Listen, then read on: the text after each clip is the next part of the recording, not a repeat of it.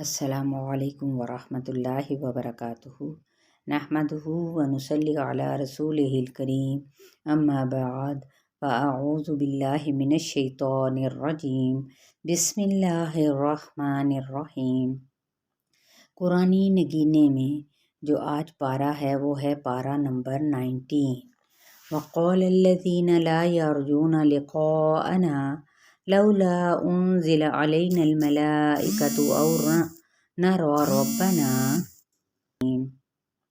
قرآنی نگینے میں جو آج پارہ ہے وہ ہے پارہ نمبر 19۔ وقال الذین لا یرجون لقاءنا لولا انزل علینا الملائکۃ او نری ربنا لقد استکبروا فی انفسہم وعتوا عتوا کبیرا۔ اور جنہیں ہماری ملاقات کی توقع نہیں، انہوں نے کہا کہ ہم پر فرشتے کیوں نہیں اتارے جاتے یا ہم اپنی آنکھوں سے اپنے رب کو دیکھ لیتے۔ ان لوگوں نے اپنے آپ کو ہی بڑا سمجھ رکھا ہے اور سخت سرکشی کر لی ہے۔ یعنی ایک معنی کیا ہے کہ جو ہماری ملاقات کی امید اور اس کو پسند ہی نہیں کرتے۔ نمبر دوسرا جو معنی ہے وہ کیا ہے، جنہیں ہماری ملاقات کا خوف اور ڈر نہیں۔ اگر ان کے دل میں آخرت پر سچا یقین اور ایمان ہوتا اور انہیں اللہ کے سامنے جا کھڑا ہونا ہے تو ایسی باتیں ہی نہ کرتے۔ کون سی باتیں؟ کہ ہم پر فرشتے کیوں نہیں اتارے گئے، یا پھر کہ پیغمبر کے ساتھ فرشتوں کو تائید اور مددگار کے طور پر تو آنا چاہیے تھا۔ دراصل کیا ہے اس کی وجہ؟ ان کے دلوں میں تکبر ہے، یہ اللہ کی بات ماننے کی بجائے اپنی بات منوانا چاہتے ہیں۔ ان کا مطالبہ دراصل سرکشی پر مبنی ہے۔ اگر فرشتے اور اللہ تعالیٰ سامنے آ جائیں تو امتحان ہی نہیں رہتا، کیونکہ داعی حق کو پریشان کرنے کے لیے فرشتوں کے نزول اور اللہ کو سامنے دیکھنے کا مطالبہ وہ لوگ یہ کر رہے تھے کیونکہ انہوں نے ماننا ہی نہیں تھا حق کو۔ تو اسی طرح اگر تنہائی میں حرام کاموں کو کرنے والوں کی تہامہ پہاڑ جتنی نیکیاں بھی ہوں گی تو وہ کیا ہوں گی؟ ضائع ہو جائیں گی۔ کہ نیکیاں کیسے ضائع ہوں گی؟ کہ وہ کہتے تھے، مطالبہ کر رہے تھے فرشتوں کے نزول کا، یا پھر وہ کہتے تھے کہ ہمیں اللہ کے سامنے خود دیکھنا ہے ہمیں، یعنی انہیں ملاقات کا کوئی خوف اور ڈر ہرگز نہ تھا۔ انتہائی افسوس ہے کہ قیامت کے دن انسان رسول کا راستہ چھوڑ کر دوسرے راستوں کی پیروی کرنے اور برے لوگوں کے ساتھ دوستی کرنے پر افسوس کرے گا۔ بدعات اور دین سے دور لوگوں کی دوستی سے کیا ہے ہمیں بچنے کی اس وقت انتہائی ضرورت ہے۔ اور بدعات سے بچا تبھی جا سکتا ہے جب ہم قرآن کے ساتھ جڑ کر رہیں گے اور اللہ کے نبی صلی اللہ علیہ وآلہ وسلم کی سنت کو اپنائیں گے۔ یا رب ان قوم اتخذوا ھذا القرآن مہجورا، یعنی مستقل بنیادوں پر قرآن کے ساتھ تعلق قائم کرنا ہے اور اسے چھوڑنا نہیں، زندگی کا ہر دن اس کے ساتھ گزارنا، تاکہ ہمارے بارے میں یہ قول صادق ہی نہ آئے، ٹھیک ہے، کہ یہ انسان بدعات کا شکار ہے، کیونکہ بدترین معبود جدھر دل لے جائے، حلال اور حرام کی پرواہ کیے بغیر ادھر اگر ہم چل پڑیں گے تو یہ کیا ہے؟ خواہش نفس کی پیروی ہے۔ اسی سلسلے میں ہمیں جہاد کرنا پڑے گا، اور جہاد بھی کیسا؟ جہاد کبیر، وجاہدہم بہ جہادا کبیرا، بڑے پیمانے پر حتی الامکان محنت سے تمام وسائل استعمال کر کے قرآن کا پیغام لوگوں تک پہنچانا اور خود بھی اس پر عمل کرنا۔ دیکھیں جس طرح سے دو پانی ہیں، یعنی دو پانیوں کا اکٹھے بہنا، کھارا اور میٹھا، ٹھیک ہے، تو اسی طرح یہی زندگی کا اصول بھی ہے کہ میٹھا بن کر کھارے کے ساتھ ساتھ چلتے رہنا ہے، اور ہمیں اس سلسلے میں اللہ تعالیٰ کی ذات پر یقین ہونا چاہیے کہ جس نے آسمان میں یہ برج بنائے، چمکتا ہوا سورج اور روشن چاند بنایا، تو وہ یقیناً کھارے اور میٹھے پانی کا بھی چشمہ یا پھر سمندر کیوں نہیں بنا سکتا۔ پھر آگے جب دیکھتے ہیں تو عباد الرحمن کی صفات کا کچھ ذکر ہے کہ اللہ تعالیٰ کے بندوں کی خوبیاں کیا ہیں۔ اللہ تعالیٰ کے جو بندے ہیں، جو محبوب بندے ہیں، ان کے اندر کچھ صفات ہیں۔ وہ صفات کیا ہیں؟ باوقار چال چلنا، جس میں کوئی اکڑ نہ ہو، پاؤں زمین پر مار مار کے جس طرح سے کہتے ہیں نا چلنا تکبر کے ساتھ، وہ چیز نہ ہو۔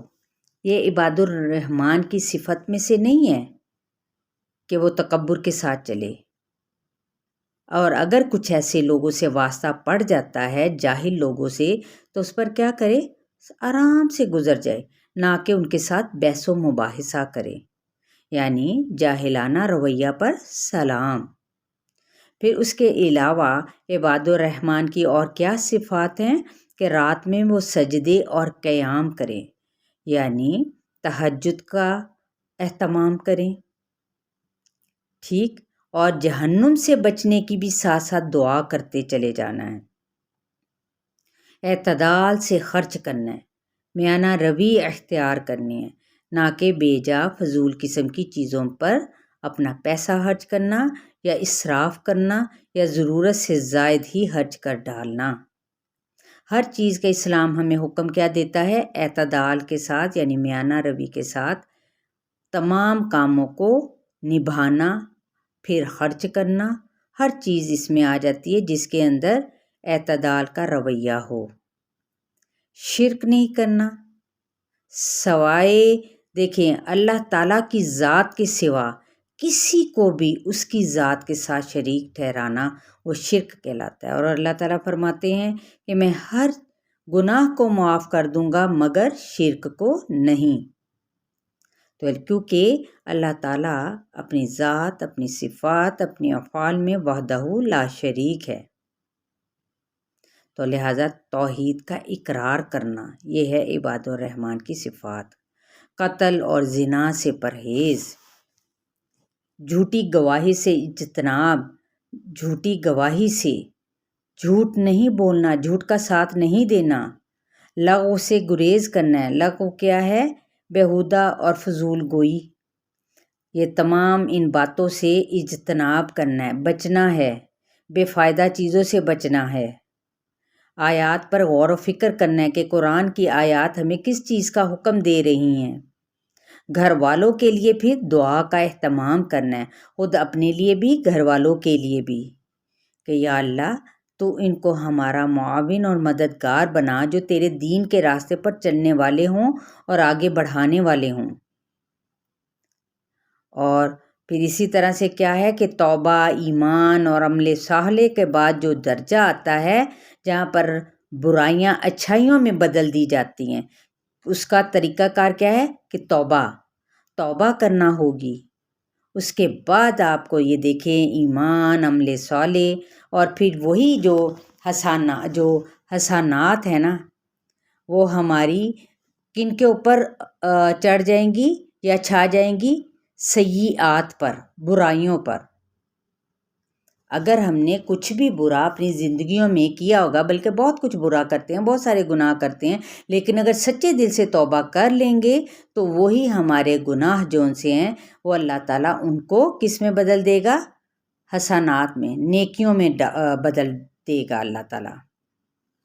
اور اس بات پر ہمیں امید رکھنی چاہیے اور زمین پر غور و فکر کرنا چاہیے کہ اللہ تعالیٰ نے کتنی عمدہ اور مختلف نوع کی نباتات، مختلف قسم کے نباتات اگائی ہیں۔ کس کے لیے؟ اپنے بندوں کے لیے نا۔ اسے اپنی تو ان چیزوں کی ضرورت نہیں تھی، اور اگر کوئی غلطی ہو جائے تو غلطی کا اعتراف کیسے کرنا ہے؟ فعلتها اذا وانا من الضالین، کہ غلطی پر اصرار کوئی عقل مندی نہیں ہوتی۔ حضرت موسیٰ علیہ السلام نے قتل خطا والی غلطی فوراً کیا تھی؟ مان لی تھی نا۔ تو حضرت موسیٰ علیہ السلام نے بھی کیا جواب دیا تھا کہ تیرا اور میرا رب کون ہے؟ صرف وہی، اللہ تعالیٰ تمام مخلوقات کا رب ہے، وہ آباء و اجداد کا رب وہی ہے، مشرق اور مغرب کا رب وہی ہے۔ بعزت فرعون اعوذ بعزت اللہ و قدرتہ من شر ما اجد و احاذر۔ جادوگروں نے فرعون کی عزت کہہ کر رسیاں لاٹھیاں ڈالیں، جبکہ رسول اللہ صلی اللہ علیہ وسلم نے اللہ کی عزت اور قدرت کے ساتھ پناہ پکڑنے والے کلمات سکھائے کہ 3 مرتبہ بسم اللہ پڑھ لو، اور بسم اللہ پڑھنے کے ساتھ اس کے بارے میں یہ بھی آتا ہے کہ 7 مرتبہ اگر آپ یہ دعا پڑھیں گے، کون سی دعا؟ اعوذ بعزت اللہ و قدرتہ من شر ما اجد و احاذر، تو اس درد والی جگہ پر یا ہاتھوں پر آپ دم کر کے اس درد والی جگہ پہ رکھیں گے تو وہ درد یقیناً دور ہو جائے گا انشاءاللہ۔ ایمان کا جو اثر ہے نا، وہ کیسے ہوتا ہے کہ جادوگر جو وہاں کے فرعون کے دربار میں تھے، کہ جادوگروں نے دل سے اللہ کی طرف کیا کیا تھا؟ رجوع کر لیا تھا، اور ان کے پچھلے گناہوں کی معافی کا بھی اظہار اسی لیے کیا گیا تھا، اور اللہ تعالیٰ نے ان کو معاف کر دیا تھا کیونکہ انہوں نے توبہ کر لی تھی۔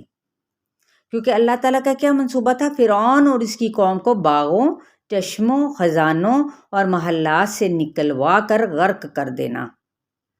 حضرت موسیٰ علیہ السلام اور ان کی قوم کو کیا تھا؟ اللہ تعالیٰ نے بچا لیا تھا۔ الذی خلقنی فہو یہدینی والذی هو یطعمنی ویسقین واذا مرضت فہو یشفین والذی یمیتنی ثم یحیین والذی اطمع ان یغفر لی خطیئتی یوم الدین۔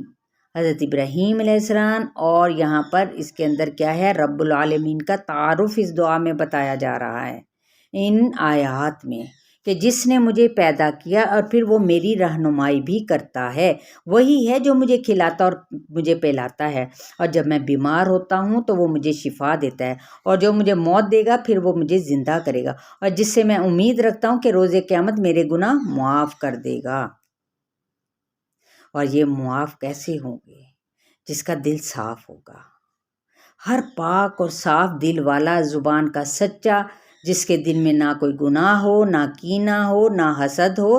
دل کو سلامت رکھنا ہی بڑا جہاد ہے، اور اسی کو قلب سلیم بھی کہا جاتا ہے۔ سب پیغمبروں کی دعوت کیا تھی؟ فاتقوا اللہ واطیعون، اللہ سے ڈرو اور میری اطاعت کرو۔ اطاعت کس بات کی؟ کہ جو اللہ نے مجھے حکم دیا ہے تم اس کے مطابق عمل کرو، اپنی زندگیاں بسر کرو، فساد سے بچو، کیونکہ فساد کرنے والے کون ہیں؟ حد سے بڑھنے والے ہوتے ہیں۔ اور اصلاح کرو، نماز، روزے، زکوٰۃ سے افضل عمل، لوگوں میں صلح کرواؤ۔ پھر ہمیں خوبصورت تسبیح بھی سکھا دی گئی، سبحان اللہ رب العالمین۔ حضرت موسیٰ علیہ السلام طور سینا پہنچے تو آواز دی گئی تھی، یہ خوبصورت تسبیح بیان کی گئی تھی۔ رب العالمین کی طرف سے روح الامین کے ذریعے نبی صلی اللہ علیہ وآلہ وسلم کے کلمہ مبارک پر عربی زبان میں پہلے صحیفوں اس کا ذکر، علماء بنی اسرائیل اسے جانتے ہیں کہ یہ قرآن نازل کردہ ہے کس کی طرف سے؟ رب العالمین کی طرف سے۔ اکثر شعراء جو ان سے ہیں وہ بڑی بڑی باتیں کہتے ہیں، لیکن عمل ان کا کچھ بھی نہیں ہوتا۔ وہ نعوذ باللہ اس کتاب کو کیا تھا؟ وہ شاعری اور جادوگری قرار دیتے تھے۔ تو اسی طرح آگے دیکھتے ہیں تو حضرت داؤد علیہ السلام اور حضرت سلیمان علیہ السلام کا دیکھے شکر کن بلندیوں پر تھا، کہ وہ اس علم کی نعمت پا کر انہوں نے کیا کہا؟ الحمدللہ الذی فضلنا علی کثیر من عبادہ المؤمنین۔ دیکھیں انہوں نے ہر دم شکر ادا کیا اس نعمت کو پا کر، اور شعراء نے کیا کیا؟ یہ اللہ تعالیٰ کا فضل مبین ہے کہ حضرت سلیمان علیہ السلام نے پرندوں کی بولی سمجھنے کی صلاحیت اور ہر چیز ملنے کو کیا قرار دیا؟ اللہ کا نمایاں فضل، نہ کہ یہ کہا کہ مجھے آتا ہے سب کچھ، میں ہی اس کا مستحق ہوں۔ نہیں، پھر حضرت سلیمان علیہ السلام نے دعا بھی کی، کون سی؟ ربی اوزعنی ان اشکر نعمتک التی انعمت علی وعلی والدی وان اعمل صالحا ترضاہ وادخلنی برحمتک فی عبادک الصالحین۔ یہ حضرت سلیمان علیہ السلام کی دعا ہے کہ کس طرح سے دیکھیں وہ بھی شکر ادا کرتے تھے اپنی اس نعمت پر، علم کی نعمت پر، پھر اپنے والدین پر، کس طرح کہ راضی ہو جا، عمل ہم سے یعنی نیک کروا لے اور ہمیں نیک کاروں میں بھی شامل کر لے۔ تو آئیے اللہ کی ان دی ہوئی نعمتوں کو اس کا فضل شمار کرتے ہوئے اس کا کیا کریں؟ ہم شکر ادا کریں، شکر ہمیں ادا کرنا چاہیے۔ چلیے جی، یہاں تک انشاءاللہ تعالیٰ امید کرتی ہوں آپ کو ان تمام دعاؤں کو سیکھنا ہوگا، حفظ کرنا ہوگا اور سمجھ کر ان پر عمل بھی کرنا ہوگا۔ السلام علیکم ورحمۃ اللہ وبرکاتہ۔